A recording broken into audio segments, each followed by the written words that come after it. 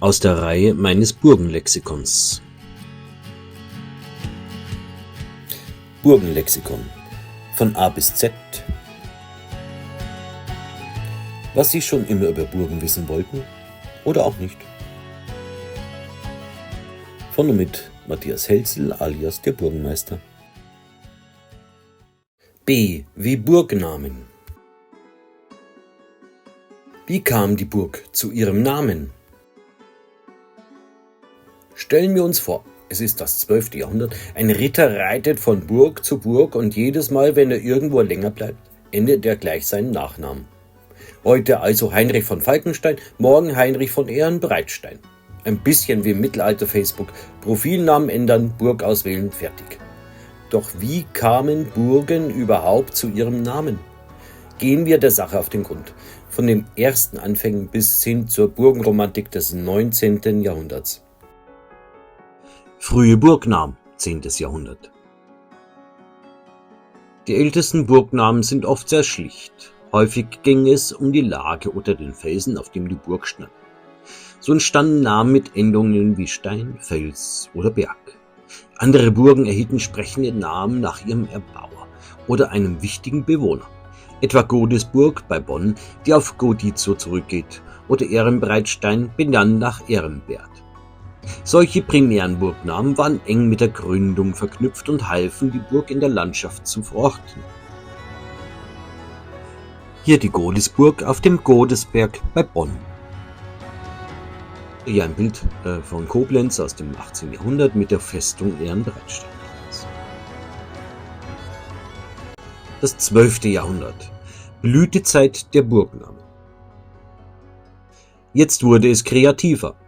Mit dem großen Burgenboom entstanden viele neue Namen, fast wie Markennamen im Mittelalter. Besonders beliebt waren Zusammenhänge aus einem Grundwort wie Stein, Fels, Eck, Berg oder Burg und einem Bestimmungswort, das ganz Unterschiedliches ausdrücken konnte.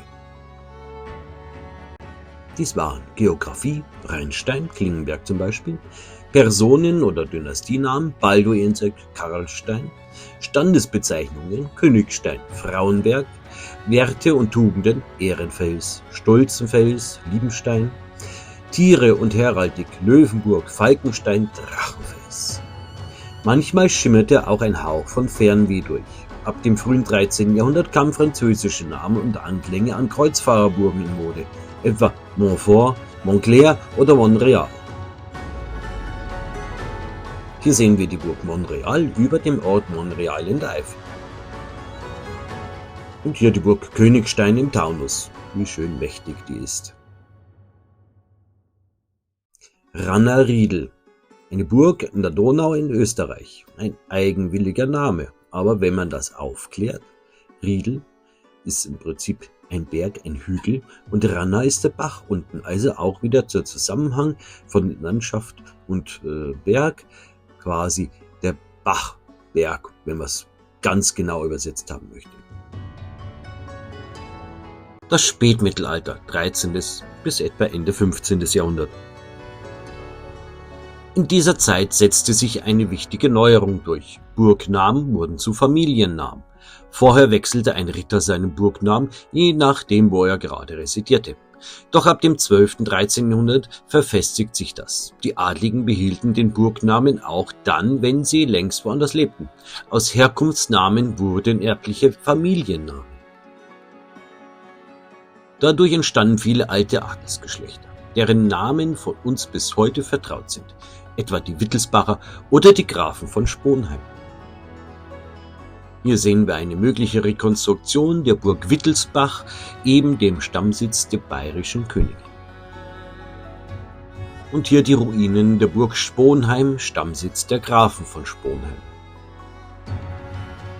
Hier die Burg Aufseß, heute genannt Unteraufseß. Es ist ein Familienname.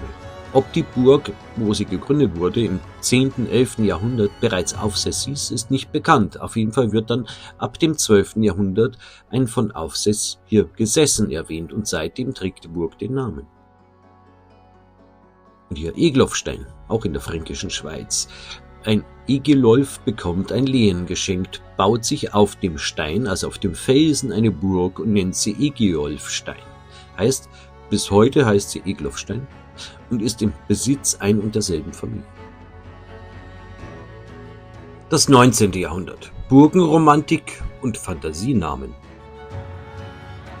Nach Jahrhunderten der Vernachlässigung entdeckte man im 19. Jahrhundert die Burgen neu und mit ihnen die Lust an romantischen Fantasienamen.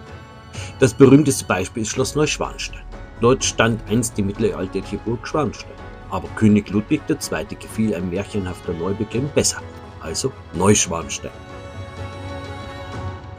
Ähnlich verspielt war die Zeit danach.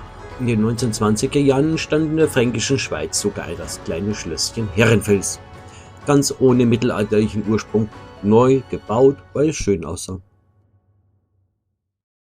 Hier sehen wir das Schlösschen Herrenfels in der fränkischen Schweiz. Der Felsen hatte vorher überhaupt keinen Namen. Zum Schluss. Von den nüchternen Stein- und Felsburgen des 10. Jahrhunderts bis zu den Fantasiegebilden der Romantik ist es ein weiter Weg. Burgnamen erzählen nicht nur von Mauern und Türmen, sondern auch von Mode, Mentalität und manchmal sogar von Eitelkeit. Also, wenn ihr das nächste Mal vor einer Burg steht, schaut euch nicht nur die Mauern an. Hört auf den Namen. Er hat oft mehr Geschichte in sich, als man denkt. Und zum Mitraten? Was glaubt ihr, ist der häufigste Burgname im heutigen Deutschland? Schreibt eure Antwort in die Kommentare. Ich löse es dann dort auch für euch auf.